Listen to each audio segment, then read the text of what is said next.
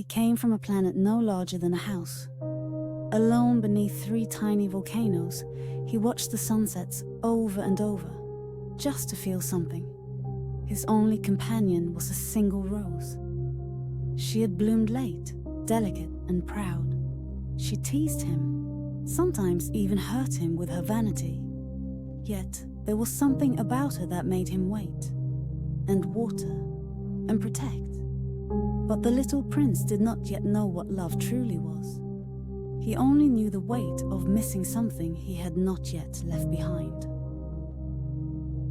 On a quiet morning, he packed his planet with care, cleaned his volcanoes, and left. He didn't tell the rose goodbye. He couldn't.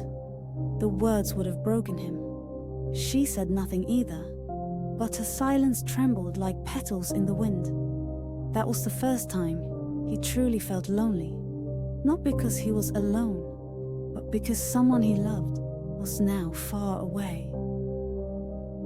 This is the beginning of how he came to understand love, not through the rose, but through the fox, waiting in a wheat field far beyond the stars.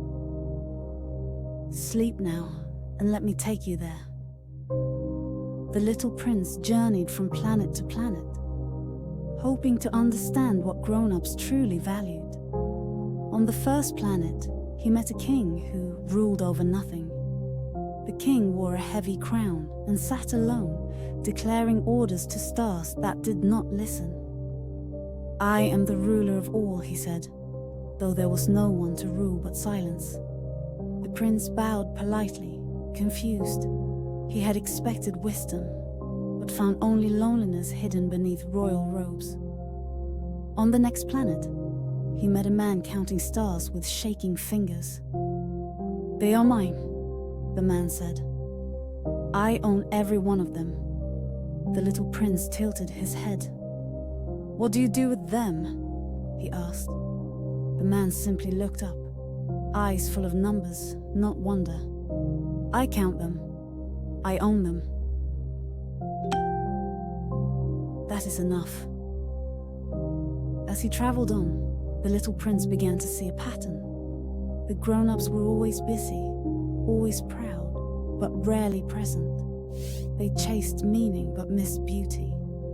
He thought of his rose and wondered, had he misunderstood her pride too?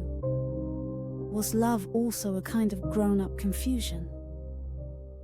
Each night, as he sat on the edge of a new moon or drifting comet, he looked toward the stars, wondering which one she was sleeping under. And somewhere far away, the rose whispered softly to the sky, though no one was there to hear her. One evening, the little prince arrived on a planet so small it had only one lamppost and one lamplighter. The lamplighter stood quietly beside his post, lighting it as soon as dusk touched the sky, and blowing it out the moment dawn arrived.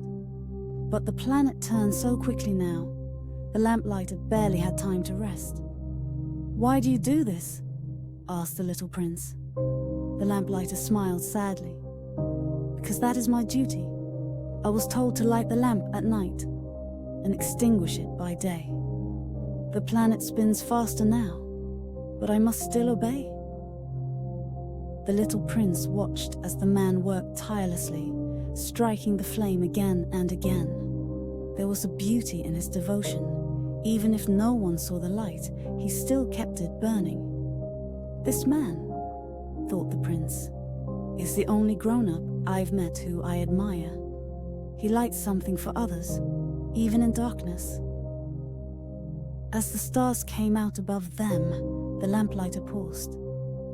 "Would you like to rest here tonight?" he asked.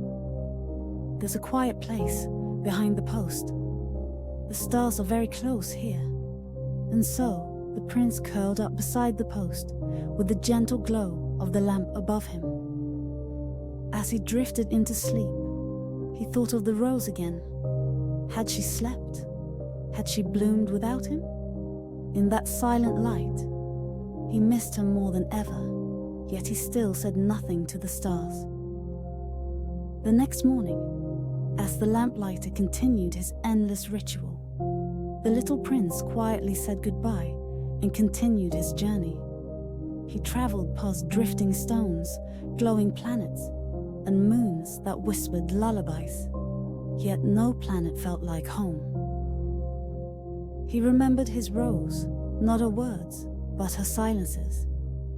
The way her petals curled inward when she was unsure. The way she asked for water without asking at all. He had thought her vain, perhaps even unkind. But now, in the stillness between stars, he began to understand. She wasn't proud, she was afraid. And he had left without telling her he understood. On the next planet, he found a geographer who studied everything but never left his desk. "I write about rivers, mountains, and oceans," the geographer said, "but I have never seen them." The prince blinked, confused. "How can you know the world if you don't explore it?" The geographer replied, "I observe facts, not feelings." The little prince stood quietly, his heart a little heavier than before. "Then you will never write about my rose," he whispered, because she was real not by fact, but by love. As he left the geographer's planet, he looked back one last time, not at the desk, but at the silence it left behind. He realized something. People could name stars, map mountains, and still miss what truly matters: a single flower waiting for someone to return. After countless lonely planets and strange grown-ups, the little prince arrived somewhere different. It was quiet, too quiet. No towers, no lamplighters, no proud roses. Just a vast sea of golden sand that stretched in every direction. He had landed in the middle of a desert on Earth. The wind carried whispers across the dunes, but there were no people. Only the sky, the sand, and his shadow. He walked for hours without knowing why or where. His boots left soft imprints behind, which the wind quickly erased like he was never there at all. He missed his rose deeply now, in a way that hurt without words. Her voice, even when proud, had been warmth. Here, everything felt cold, though the sun burned hot. He sat on a dune and looked up. The stars above Earth looked the same, but he wasn't sure if she could still see him. As he lay back on the sand, he whispered to the sky, "I'm here. Did you miss me?" No answer came, but he thought he saw a star flicker, as if winking from afar. That night, as sleep tiptoed close, he didn't feel watched. He felt waited for, as if something or someone on this planet already knew he had come. And in the wheat fields far away, a pair of eyes opened slowly, sensing that a visitor had arrived. In the golden silence of the wheat fields, something stirred. The little prince had walked far beyond the dunes, his feet pressing gently into the earth. The sand had softened into soil, and the wind no longer felt empty. It hummed like a song waiting to be remembered. As he reached the edge of a wheat field, he paused. The tall stalks swayed like waves, and in the stillness, a soft voice said, "Good morning." He turned. There, beneath the golden wheat, sat a fox. Its eyes were calm, ancient even, as if it had been waiting for this exact moment for years. The fox did not move, only watched. The prince knelt slowly. "Who are you?" he asked. The fox replied, "I am a fox. I live here, but you are not from here." The prince nodded. "I'm looking for friends," he said quietly. The fox tilted its head. "Tame me," it said. The prince blinked. "What does that mean?" The fox's voice was a whisper, barely louder than the wind in the grass. "To tame is to create ties. It means I will need you, and you will need me. It means that if you go, I will cry. But it also means that when I hear your footsteps, I will know it is you, and I will be happy." The little prince said nothing, but his heart, for the first time in a long while, felt seen. The little prince sat beside the fox for a long time, saying nothing. The wind moved the wheat in gentle waves, and the fox waited still and patient. At last the prince said, "I want to tame you, but I don't know how." The fox looked toward the horizon. "You must be very patient," it said.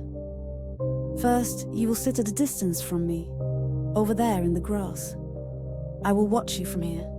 Each day, you will come a little closer." "Like this?" the prince asked, taking one small step. The fox smiled, its eyes closing. "Yes, but do not speak. Words are the source of misunderstandings. Sit quietly. Let your presence become familiar to me." So the prince returned the next day, and the next, and the next. Each time he sat a little closer. The space between them shrank not by feet, but by trust. The fox began to recognize the prince's rhythm, the way his feet touched the ground, the quiet sound of his breath. And one afternoon, as the sun turned the wheat into gold, the fox said softly, "Your hair is the color of the wheat. When I see it move in the wind, I will think of you. I will miss you when you're gone." The little prince looked down. Something inside him ached, the kind of ache that only begins when something true begins too. He was being tamed, even as he tried to tame. Each day became a quiet ritual. The little prince would arrive just as the sun began to stretch across the wheat. He would sit without speaking, his hands resting on the earth, his eyes meeting the fox's from afar. They did not need words. The space between them was no longer empty. It was full of trust, built silently, gently, like sunrise painting the horizon. On the seventh day, the prince sat close enough to hear the fox breathe. The fox looked at him and said, "Now you are mine, and I am yours. You have tamed me." The prince's heart stirred with something strange, both joy and fear. "What does it mean, to belong to someone?" he asked. "It means," the fox said slowly, "that your world is no longer the same. Look at the wheat. To others, it is only grass. But now, it will always remind me of you. It will glow with your color. It will sound like your footsteps, because you are no longer just a boy to me. You are my boy." The prince said nothing, but he felt the change inside him. The earth beneath him was warmer. The silence between them felt like music. He did not know how long they sat there, but when the wind moved the wheat, it felt like the field was breathing with them. And far above, the stars watched quietly, as if they, too, had been tamed by the stillness of that moment. The days that followed were soft and golden. The little prince and the fox no longer measured time by the sun, but by each other. A glance, a breath, the sound of laughter carried by the wind. They spoke little, but every silence was full. There was no need to ask questions. Every pause was an answer. But deep within the prince, something had begun to ache. A quiet knowing, a shadow beneath the warmth. One morning, as the sky turned pale with the first light, the prince sat beside the fox and said, "I must go soon." The fox looked away. "I knew this," he whispered. The prince's voice trembled. "Then why did you let me tame you?" The fox turned to face him, eyes calm but glistening. "Because it is better to feel the warmth and miss it than to never feel it at all. pain of parting is the price of the bond. The prince looked at the wheat dancing in the morning breeze. It shimmered with memories. It echoed with footsteps that had not yet left. And suddenly, he wished the field would stand still, that time would freeze, and they could sit in that moment forever. But moments do not wait. The prince knew he had to leave, not because he wanted to, but because love, real love, does not trap. It teaches, it releases, and then it lingers, softly, like the wind between golden blades of wheat. The morning he left, the sky was quiet. There were no goodbyes, no dramatic farewells. Just the prince, standing among the wheat, and the fox, sitting beside the place where they had first met. The sun rose slowly, as if reluctant to see them part. The little prince looked at the fox one last time. "I will miss you," he said. The fox nodded. "And I will miss you. But you must remember what I told you." The prince closed his eyes and whispered, "Yes, it is only with the heart that one can see rightly. What is essential is invisible to the eye." The fox's eyes glowed, not with light, but with something deeper.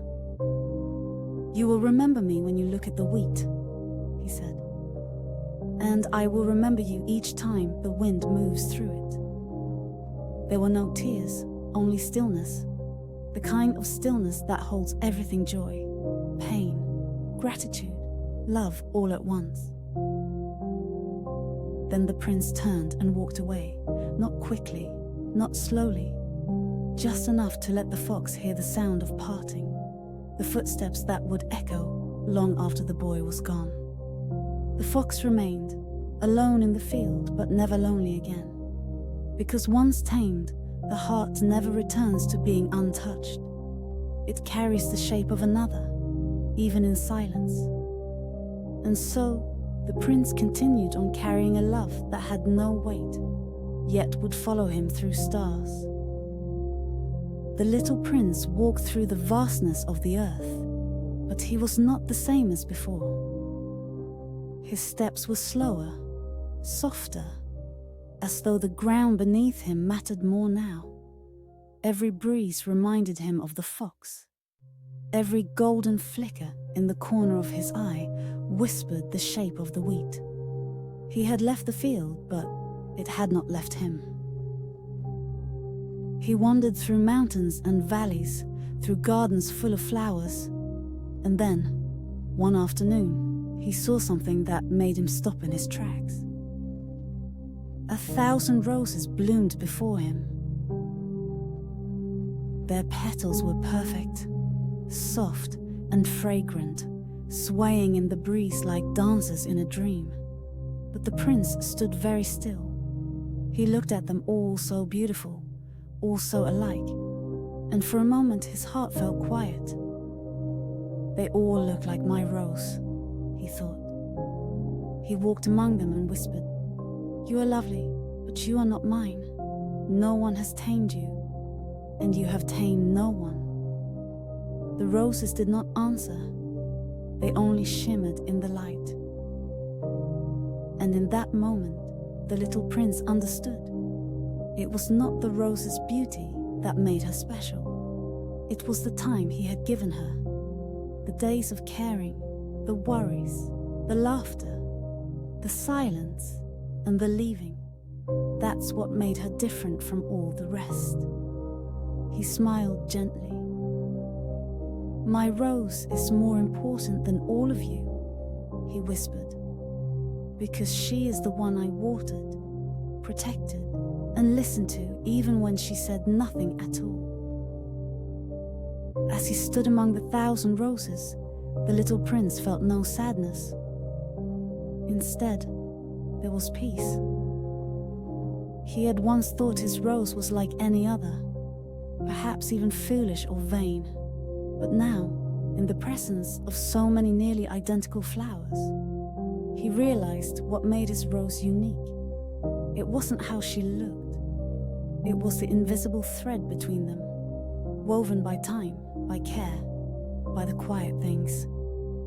He knelt beside one rose and touched its petals gently. "You remind me of her," he whispered. "But she is the one who waited for me. She is the one I left behind, and the one I still carry." The wind moved softly through the garden as if listening. He sat down in the grass, surrounded by beauty, and closed his eyes. In his mind, he saw her again standing proudly on her tiny planet, her petals slightly curled, pretending not to miss him. But he knew better now. Her pride had been her way of protecting herself. She loved me, he thought. She just didn't know how to say it. And perhaps neither did he. He opened his eyes slowly. The roses were still there, silent and glowing. But now they no longer confused him. They were lovely, but not hers. They did not know his laugh, his silence, his footsteps. They did not know his heart. Only one rose did, and she was waiting. As the sun dipped low across the field of roses, the little prince stood once more. There was a clarity in his heart now, gentle but sure. He had wandered far, met kings, geographers, lamplighters, encounters of stars, all busy, all certain, all missing something. But it was the fox who had taught him the truth, and it was the rose who had made that truth real. He began walking again, not away from the roses, but towards something deeper, toward a promise. Soon, he met a railway switchman sitting beside a long empty track. The switchman controlled trains that rushed back and forth. "They go in all directions," he said. "People never stay. They are always chasing something, always in a hurry." "Do they know what they're looking for?" the little prince asked. The man shrugged. "No. Children are the only ones who look out the windows. They're the only ones who notice the landscape. Grown-ups only look ahead." The prince thought of the roses, of the fox, of his rose, of all the small, quiet things that grown-ups seem to miss. "They're always looking for meaning," he murmured. "But maybe the meaning is in the waiting." He sat beside the switchman for a while, listening to the distant thunder of passing trains. Each one vanished into the horizon, never stopping long enough to notice the boy beneath the stars. But the prince didn't need to chase anymore. He had already found what mattered. The stars had begun to appear when the little prince came upon a merchant. The man sat beside crates of pills. "These pills," he said proudly, "quench thirst. You take one, and you no longer need to drink water for a week. Think how much time you'll save." The prince blinked. "And what do people do with their time?" The merchant shrugged. "They hurry. They travel. They count. They buy more pills." The prince sat quietly. He thought of a cool drink from a spring. He thought of sharing water with someone on a hot day, laughing between sips. He thought of how it felt to be thirsty, and how that made a single drop taste like a gift. "I think," he said softly, "if I had 53 minutes to spare, I'd walk very slowly toward a fountain." The merchant didn't answer. The stars above them were quiet, as they always were. But the prince listened for something else. Not words, not Russian, but silence, the kind that wraps around truth like soft cloth. He walked on, and the earth beneath him felt more familiar now, like a place that understood waiting. Not far ahead, he saw dunes again, the desert, the place where his journey on Earth had begun. He didn't know it yet, but he was circling home, not the home of stars or volcanoes, but the place within him where love had finally taken root. The desert stretched out before him once more, vast and silent. But it did not feel empty now. The little prince had returned to the place where he first arrived on Earth. Yet he was no longer the same boy. His heart carried the shape of a fox, the memory of golden wheat, and the longing for a single rose far away. He walked without hurry, the soft sand beneath his steps holding each footprint, for only a moment before the wind erased them. Above him, the stars blinked like distant windows, and he wondered if his rose still looked up at the same sky. As dawn approached, he saw a figure resting beside a broken airplane. It was the aviator, the man who had drawn him once, who had listened to his story in the silence of the sand. The prince sat down beside him quietly. "I've been walking," he said, "and learning." The pilot opened his eyes and smiled. He had dreamed of the boy, not knowing if he was real or just a memory. "Have you found what you were looking for?" he asked gently. The little prince nodded. "I didn't know what love was. Now I do, and I know where I must return." They sat together as the sun rose, its light turning the sand into a sea of gold. There was peace in the stillness, the kind of peace that comes after understanding, after missing, after waiting. The prince looked toward the sky, and his heart whispered, "She's still there. I feel it." The pilot and the little prince sat in quiet company. There was no rush between them, no need to fill the silence. The desert in its vast stillness seemed to listen. The wind lifted small waves of sand, like pages turning in a story only they could read. The little prince looked down at the earth, then up at the sky. "I must return to my planet soon," he said softly. The pilot nodded. "Your rose is waiting." The prince smiled, but it was a fragile smile, the kind made of hope and sorrow woven together. "I've taken care of her poorly," he said. "I left her alone. She was proud, and I didn't understand. But now I do. I loved her. I still do." The pilot placed a hand over his own heart. Sometimes understanding comes too late, but love waits. The prince leaned back in the sand, gazing at the clouds drifting far above. "The fox taught me that when someone tames you, you carry them with you, always, even if they're far away." The pilot watched him carefully, seeing not a child, but something older than time, something full of tenderness and truth. "What will you do?" he asked. The little prince closed his eyes. "I will go back. I will care for my rose, and I will never again forget that what is essential is invisible to the eye." And the wind, hearing his promise, carried it across the stars. That night, the stars above the desert seemed closer. The little prince and the pilot lay beneath them, shoulder to shoulder, as if the sky itself had lowered to listen. The world was quiet, not with emptiness, but with peace.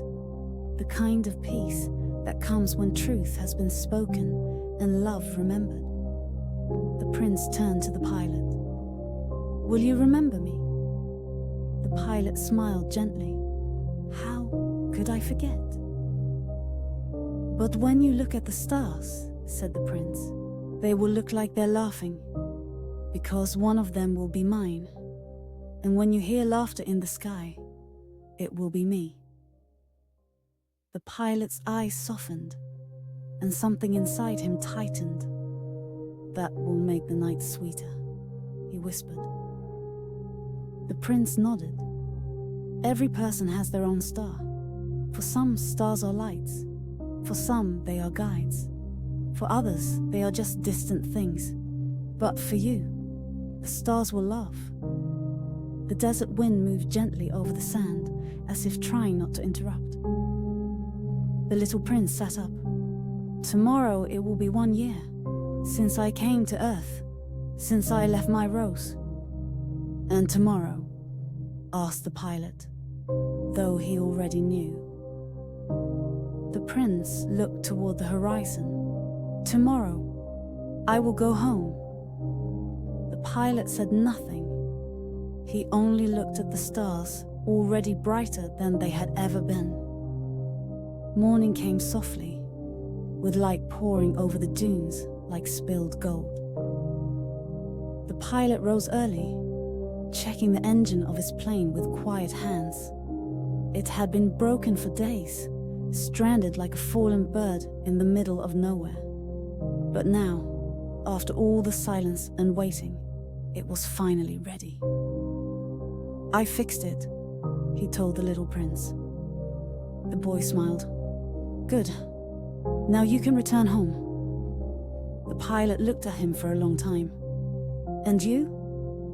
The prince looked out toward the edge of the desert, where the sky touched sand and dreams slipped between the cracks of the waking world. I will return too, he said, but not by plane. There was something strange in his voice, not fear, not sadness, something calm, certain, like the stillness before a snowfall. I have a long way to go, he continued, and I cannot take this body with me. It's too heavy. The pilot's heart clenched. You're afraid, he said quietly. The prince shook his head. No, it will look like I'm dead, but it's not true. He turned and looked into the pilot's eyes. You must not be sad. Even if it seems like I've gone, I won't be far. Just look at the stars and remember how they laugh. And with that, he looked up at the sky and whispered, tonight.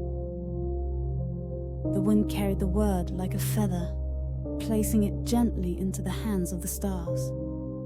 The day passed slowly, with the sun floating above like a watchful guardian. The pilot stayed close to the little prince, though neither of them spoke much. Words felt too sharp for such a quiet day. Instead, they shared the kind of silence that only exists between souls who understand each other without speaking. When the sun began to sink, painting the desert in the soft amber light, the prince stood. This is the hour, he said. The pilot's throat tightened. Are you sure? The little prince nodded. It must be now. The star that will take me home is almost above us. They walked together, side by side, until they reached a small hill of sand, the same place where the prince had first looked at the sky and whispered about his rose. He turned to the pilot. You know, it will be like I've gone. My body will stay.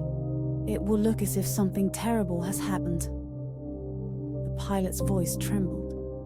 Yes. But don't be fooled, the prince said softly. You know now what's essential is invisible to the eye.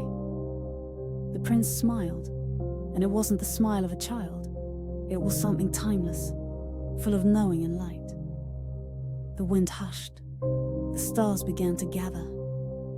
He looked up. It's time.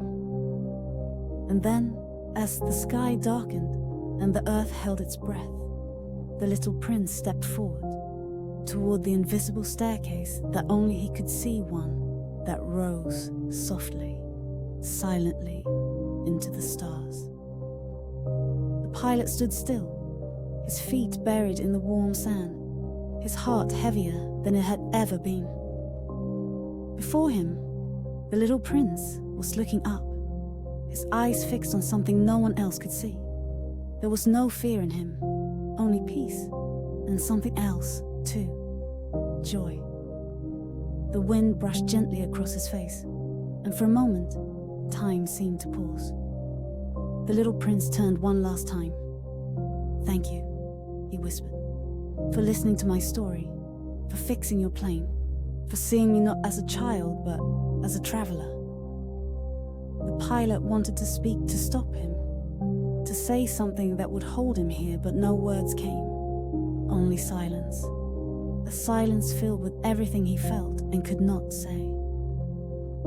Then, the prince took one soft step into the night. The stars above blinked in unison, as if opening a door only he could pass through. His body remained in the sand, quiet and still, a shell that had finished its purpose. But his light had gone upward, into the sky, where it joined a single star that now shimmered more brightly than the rest. The pilot knelt beside him, not to cry, but to remember. And as he looked up, the stars above him laughed not loud, not sharp, but softly, like bells carried by wind. And in that sound, he knew the prince had truly gone home. He whispered to the sky, "I'll never look at the stars the same way again." That night, the desert did not feel so empty. The sand still stretched endlessly, and the wind still wandered between the dunes. But something had changed. The air felt warmer, the stars felt closer, and the silence, it was no longer hollow. It was full of presence. The pilot sat beside the place where the little prince had last stood. He did not cry. He simply listened. To the wind, to the sky, to the laughter that echoed gently, like a memory unfolding itself in layers. He remembered every word, every question, every look of wonder in those golden eyes. The fox, the rose, the wheat fields, the way the boy held the world in his heart, like it was something fragile and sacred. And he whispered, not to be heard, but to be understood, "You have tamed me too." He lay down in the sand, just as the boy once had, and looked up. There were 1,000 stars above him, all glowing quietly. But now one of them seemed different. Not brighter, not louder, just familiar. He smiled. "That one is yours," he said. "You never left. You only changed places." He closed his eyes, and for the first time in many years, he felt small in the best way. Small enough to believe, small enough to remember what it meant to wonder. The stars above laughed again, and in that laughter, he was never alone. When morning came, the pilot rose slowly from the sand. The golden light spilled across the dunes, just as it had the day before. But everything felt different now. He looked to the sky, still painted in soft pinks and blues, and searched for the star, the one that laughed. He found it without effort. The memory of the little prince clung to him, like warmth that refused to fade. He didn't question whether it had really happened. He knew. It was not a dream, not a mirage. It was a meeting, quiet, brief, and eternal. He returned to his airplane, the machine that once stood silent and broken. Now it felt lighter, as if it too had been touched by something unseen. He turned the engine, and it rumbled softly, ready to take him home. But before he left, he knelt in the sand one last time. He picked up a small stone round, warm, nothing extraordinary, but he held it with care and whispered, "To remember." Then he climbed into the cockpit, looked out over the desert, and smiled. As the plane lifted from the ground, the dunes fell away beneath him, and the sky opened wide. He looked out the window, not for direction, but for presence. The star was still there, and it always would be. Because once you meet someone who changes how you see the world, they never truly leave. They live in the spaces between silence, in the softness of light, and in the laughter of stars. Days passed, then weeks, and the world moved on, as it always does. The pilot returned to his life, the cities, the clocks, the noise. People spoke quickly. They hurried through their days with furrowed brows and restless hands. But the pilot was quieter now, softer. He listened more than he spoke. And when he spoke, he chose his words like they were fragile things. When others looked at him, they saw a man who had changed, not in appearance, but in presence, as though he carried a secret stitched into the fabric of his heart. And he did. Each night, he stepped outside to look at the stars, not with questions, but with affection. He no longer saw them as cold or distant. One of them laughed. One of them remembered. One of them belonged to a boy who had once crossed the sky on a comet and taught him how to see with the heart. Sometimes he would smile at nothing and say, "He's speaking again tonight." Sometimes, when the world felt too loud, he would whisper, "I wish you were here." But he never said it with sadness, only with longing, the kind of longing that feels like love stretched across distance. And in those moments, he was not alone. Because once you have truly known someone not through facts, but through feeling, they become a part of your story forever. The little prince was gone, yes, but his echo still lingered, softly between the stars. One quiet evening, long after the pilot had returned, he found himself holding a pencil again. It had been years since he'd drawn anything. People had forgotten that he once sketched a boa constrictor from the outside, that they mistook it for a hat, that he had stopped drawing because grown-ups never understood. But now, something inside him stirred. He picked up a blank page and began, not with the snake, not with a hat, but with a tiny figure standing on a small planet, scarf blowing in the wind. He drew the volcanoes, the rose under glass, and a smile that could quiet the stars. His hands moved gently, like remembering a lullaby. He wasn't drawing to explain, or to prove. He was drawing to remember. And with each stroke, he felt the boy's presence return, not as a memory, but as a voice inside him, light as a whisper. "You must never lose your child heart," the voice seemed to say. So he drew more, pages and pages, the fox in the wheat field, the lamplighter beneath the golden sky, the stars that laughed like bells. He kept them in a small box beside his bed, not to show others, but to keep the story close.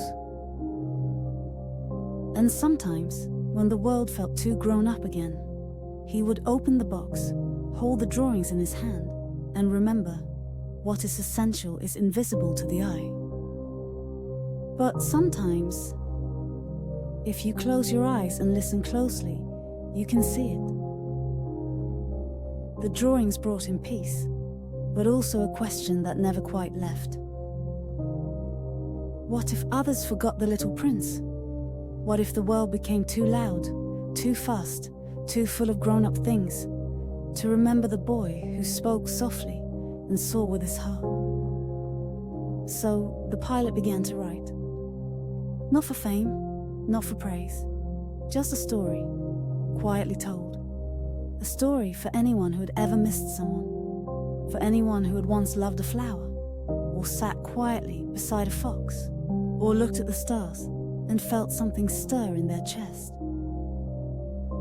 He wrote as the little prince had spoken, simply, truthfully, without decoration. He wrote about volcanoes and roses, about pride and patience, about taming and letting go. He wrote about what it means to see someone, truly see them, and carry their presence forever, even after they are gone. And when he finished the story, he did not lock it away. He shared it with children, with dreamers, with grown-ups who still remembered what it felt like to hold wonder in their hands. Some smiled, some cried, some didn't understand at all. But that was okay, because those who needed the story would find it.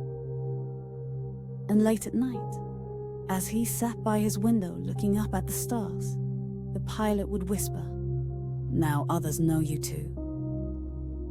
The stars above would shimmer, and somewhere in the silence, a rose would bloom again. The story began to travel quiet and small at first, like the little prince himself.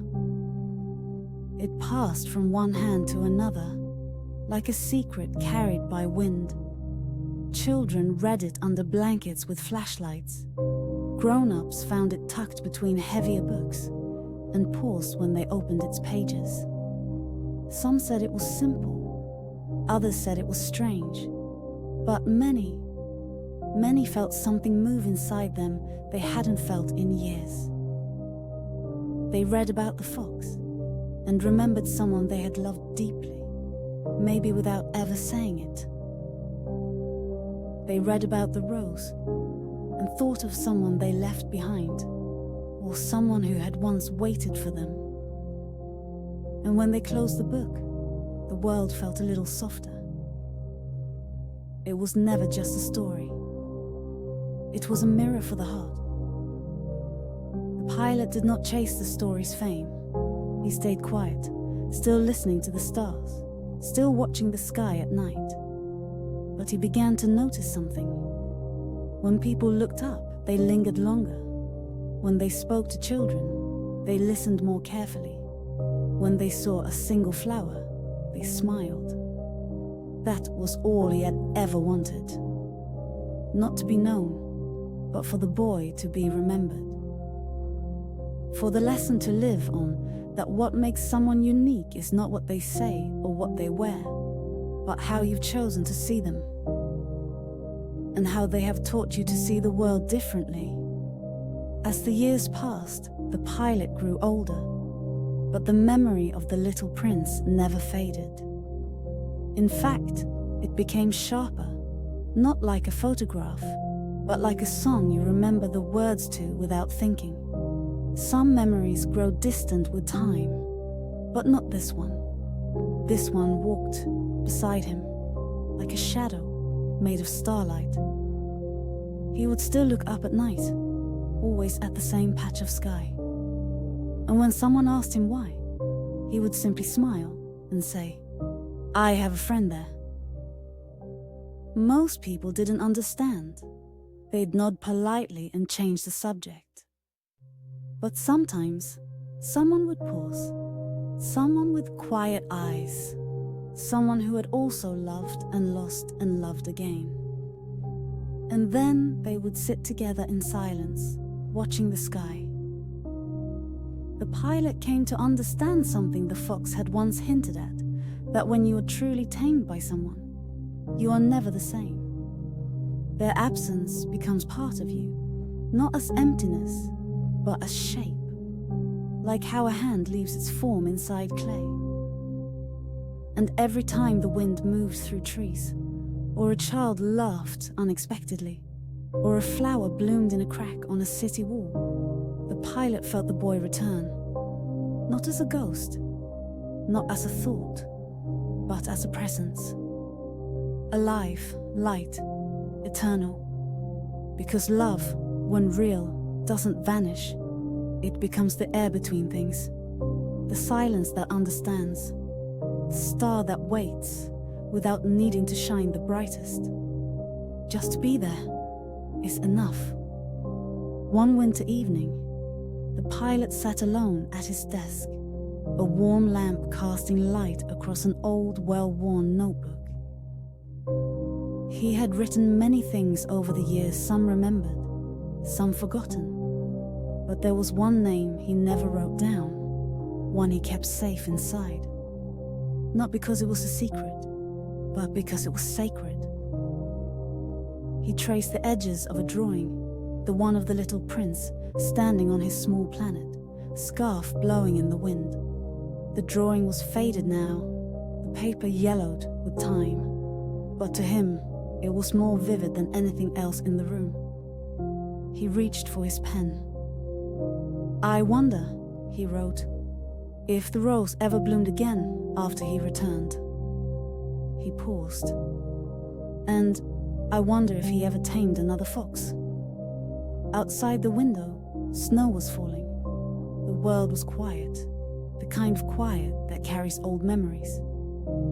He leaned back in his chair and closed his eyes.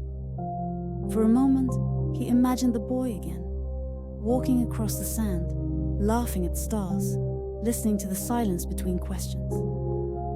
And just like that, the years folded inward. The pilot was no longer old. He was a boy again, sitting beside another boy, drawing pictures, sharing stories, watching stars. He opened his eyes slowly, smiled, and whispered to the sky, "Wherever you are tonight, I'm still listening." And above the falling snow, one star blinked once, then twice, as if to answer. In a quiet village, far from the desert and the sky where they once met, a child found a small book in a dusty corner of a library. The cover was plain. The pages were soft from years of turning, but something about it felt alive, as though the book itself had been waiting patiently for the right hands to open it. The child began to read. At first, it seemed like a simple story, a boy, a rose, a journey through stars. But soon, the words began to whisper, not loudly, not quickly, but gently, as if each line was breathing. The child turned each page slower than the last. And when they reached the part where the fox said, "You become responsible forever for what you have tamed," the child stopped. The room fell still. Something about those words. They didn't feel like a sentence. They felt like a truth. A door opened quietly in the child's chest, a door to something they couldn't quite name, but instantly understood. They looked out the window at the garden behind the library. The flowers moved in the wind, and somewhere far above, the stars were beginning to blink. The child closed the book with both hands, holding it to their chest. They would never forget the little prince.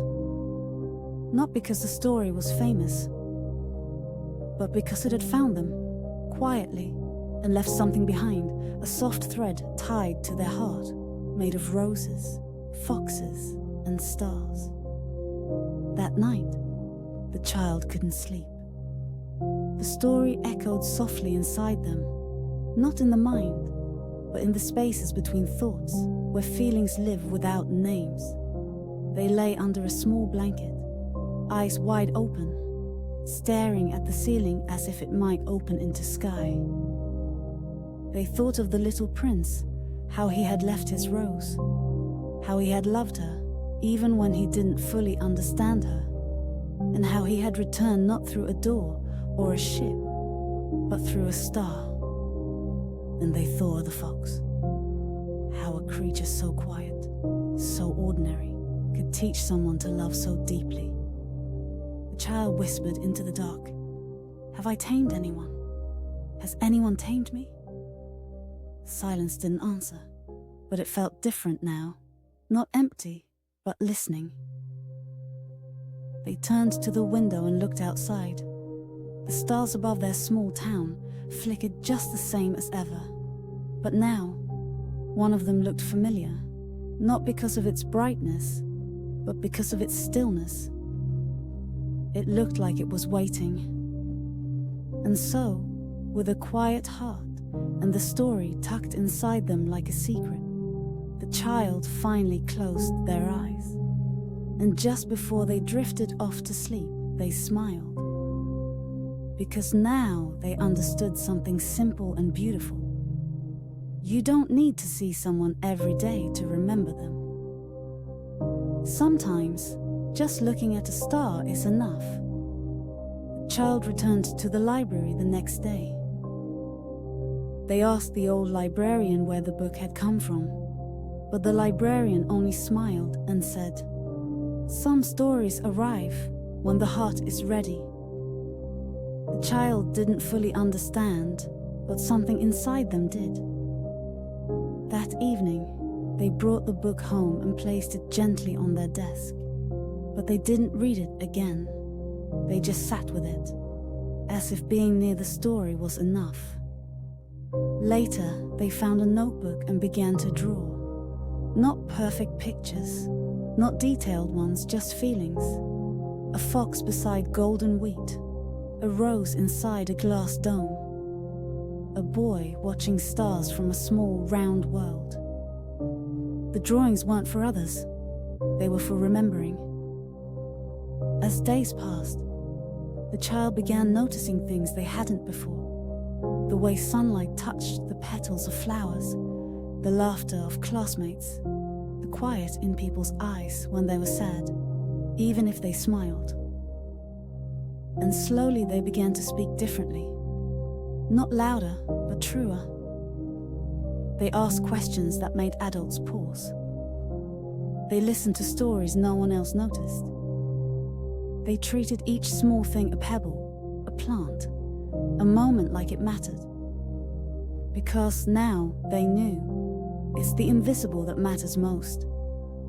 And once you've read a story like that, you don't see the world the same way again.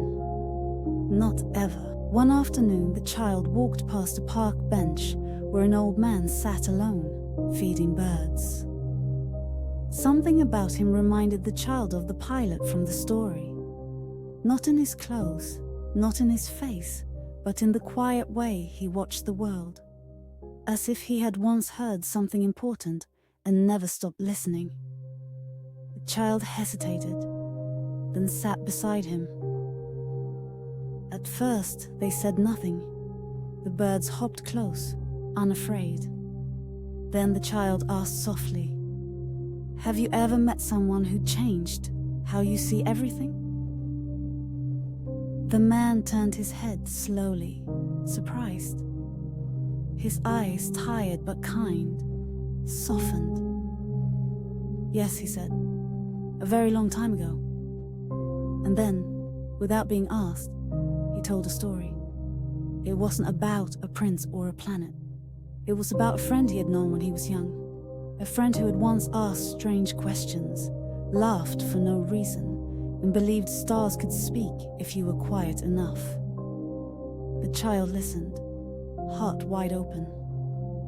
When the man finished, he smiled and whispered, "Sometimes I think he's still out there watching, laughing, waiting for someone else to understand." The child didn't respond. Instead, they reached into their backpack and gently handed him the little book. "You should keep it," they said. The man held it like it was something alive. And for a long time, neither of them moved. Just sat, quiet, under the sky that watched them both. That night, the old man opened the book. His hands trembled slightly as he turned the pages, not from age, but from memory. With every word, he felt himself becoming younger, not in body, but in spirit. The drawings, the stars, the rose, it was all there, just as he remembered, just as it had once lived inside him. A world so small and yet so vast, tucked between pages and sky. He stopped at the part where the little prince said, "What is essential is invisible to the eye." His eyes filled with quiet tears. Because he had forgotten. Not entirely, but enough to live more in noise than in silence, more in plans than in presence. He closed the book and walked to his window. Above, the stars blinked gently. One of them, just one, seemed to shine with a softer light. Not brighter, but deeper, as if it had known his name for a long time. He whispered into the night, "I'm sorry I forgot." And in that moment, something inside him loosened like a knot untied after years of holding on. He didn't need proof. He didn't need to explain. He just knew that somewhere in the universe, a boy with golden hair and a quiet laugh was still watching, still waiting, still believing that someone would look up and remember. And tonight, someone had. In the days that followed, the old man carried the book everywhere. He didn't speak much about it, but those who passed him noticed a change. He walked slower, but with purpose. He smiled more, not because of others, but from something inside, like an old lamp, relit after years in the dark. Children began to sit beside him, not out of curiosity, but comfort. He would share little things, how stars might laugh, how a rose can be more than a flower, how invisible things are the most powerful. One child asked him, "Was the little prince real?" He paused, looked up at the sky, and answered, "He is if you believe with your heart, not your eyes." The child nodded, as if that made perfect sense. Others might have said he was just an old man telling fairy tales, but the children knew better. They felt it in the way he listened, in the way he never rushed, in the way he treated each of them like a planet worth visiting. And every time he saw someone looking up at the stars, he smiled, because he understood something most people missed. To keep someone alive, you don't need to hold on to their body. You need to carry their truth. And through this, the little prince lived on, not just in the book, not just in the sky, but in every heart that dared to believe in simple love, quiet friendships, and stars that remember. One spring morning, the old man didn't come to the bench. The birds waited, hopping along the grass. The children came and looked around, confused, but the bench sat empty beneath the whispering trees. News quietly spread that he had passed in his sleep, peacefully, with the book beside him open to the page about stars that laugh. At first, the town mourned, but the sadness wasn't heavy. It was gentle, like a warm breeze after rain. The children gathered in the park a few days later. No one told them to, they just came. Some brought drawings of the little prince. Others brought roses, tiny paper foxes, or small jars of sand from the playground that reminded them of deserts. One child stood and said, "He told me stars can hold memories." Another whispered, "He said stories never end, they just change hands." Then they all looked up. And for the first time, together, they saw the stars not as lights, but as windows, as voices, as places where love waits without fading. The old man was gone, but he had left something behind. Not a monument, not a speech. He had left them the gift of seeing, of knowing that the smallest people can leave the biggest marks. And somewhere in the quiet sky, far beyond grown-up things and forgotten dreams, the little prince watched. Not sad, not lonely, but smiling, because his story was still being told. Seasons passed, and the children grew older. Some moved to cities, some stayed. Life swept them into new schools, new dreams, new worries. But even as their shoes changed size and their voices grew deeper, something inside them stayed untouched. A softness, a memory. When life became loud, they remembered the quiet man on the bench and the golden-haired boy with a laugh like wind. When things felt too fast, They paused and listened to the stars. One of them, a girl with dark braids, became a teacher. In her classroom, on the first day of every year, she read a story about a little prince. Not because it was in the curriculum, but because she knew the right hearts would hear it. Another, a boy who once asked if foxes could cry, grew up to draw children's books. And in each one, somewhere on a page, he hid a star with a scarf around it. They didn't talk about it often, but those who had known the man, who had read the story, who had seen the stars together, they always knew when they met someone like them. Someone with wonder behind their eyes. Someone who still believed that roses matter, that stars remember, that the most important things are never things at all. And quietly, across towns and countries and languages, the little prince lived on not as a boy on a planet, but as a truth inside millions of hearts. A whisper saying, "Don't forget." Years later, one of the children, now a grown man with a silver at his temples, returned to the village. He walked the old paths, past the park, and found the bench still there. A little worn, a little quieter, but waiting like it always had been. He sat down and closed his eyes. He could almost hear the voice of the old man beside him again, soft and calm, speaking of stars and foxes and invisible things.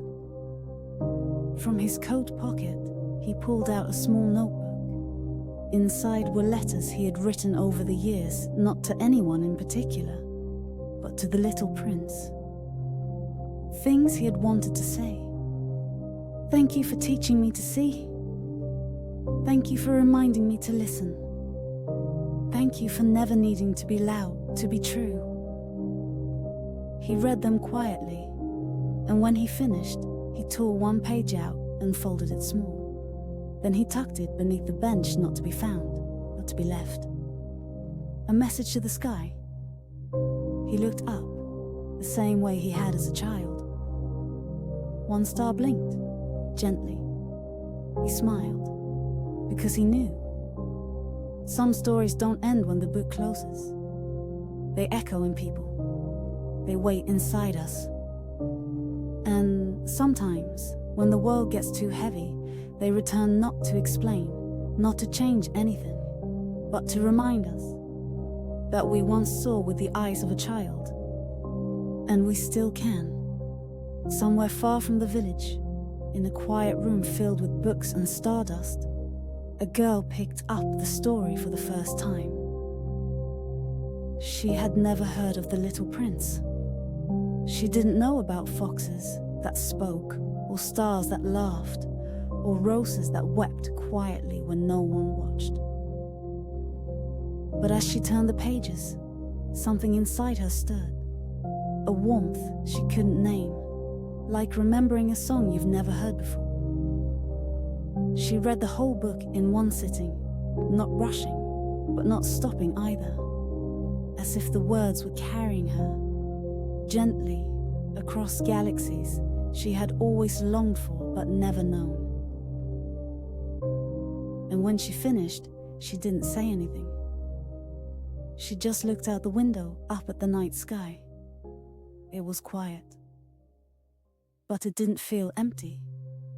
She placed the book on her shelf with care, between volumes of science and history and dreams. And then she wrote in her journal, "I think I understand now. Not everything, but enough to listen, enough to care." And beneath her words, she drew a tiny planet. A single rose. A boy with golden hair and eyes full of questions.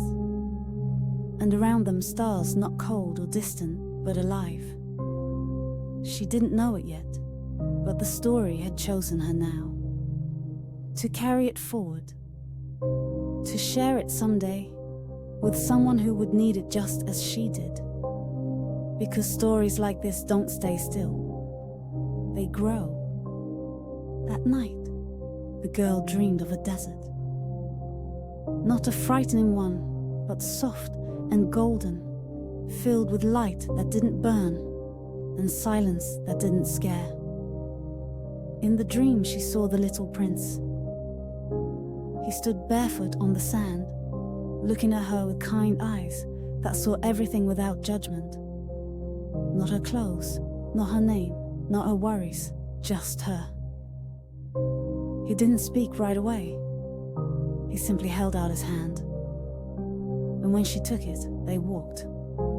They passed stars that hummed like lullabies, foxes curled beneath trees of memory, and roses that opened not in sunlight, but in love. At the end of the dream, the little prince turned to her and asked, "Do you see now?" She nodded, eyes full. "I think I always did," she whispered. "I just forgot how to believe it." He smiled, then pointed upward. "When you look at the stars," he said, "remember that they're not just lights, they're echoes, they're doors, they're reminders of the invisible. And if one of them ever seems to laugh," he added, "you'll know why." Then he faded not like a ghost, but like a breath returning to sky. She woke up with tears on her pillow and wonder in her chest. Because even though it was a dream, it felt more real than anything else. And from that day forward, she looked at stars differently. As if one of them was always waving. Years passed. The girl became a writer. Not of big, loud books, but of small, quiet ones. Stories that spoke in whispers and left trails in hearts. Stories that didn't shout, but stayed. In every tale she told, there was a hidden thread. A fox that watched from the corner. A rose behind a window. A star that blinked once, then held its light. She never said where it came from. She never needed to, because those who had read The Little Prince truly read it could feel it. And one evening, during a reading at a small bookshop, a child asked her, "Is the Little Prince real?" She smiled gently and answered, "He is, if you remember him." Then she closed her notebook and looked at the children, all of them holding stories in their hands, in their hearts. And she whispered, "Whenever you feel alone, look up. Whenever you forget what matters, look small. Whenever the world is too heavy, listen to the quiet things. Because somewhere out there between stars and memory, between childhood and forever, the little prince still walks, still loves, still watches. Not from a planet or a page, but from the space inside us that believes in invisible things. And as long as one person remembers, he will never be gone. He will always be that gentle light above you, that soft voice beside you, that golden boy watching stars and waiting to be found again. If this story brought a little peace to your night, stay close. There are many more stars waiting to be whispered into your dreams. Subscribe for more sleep stories that gently hold your heart. Until next time, may your night be soft and your dreams be kind.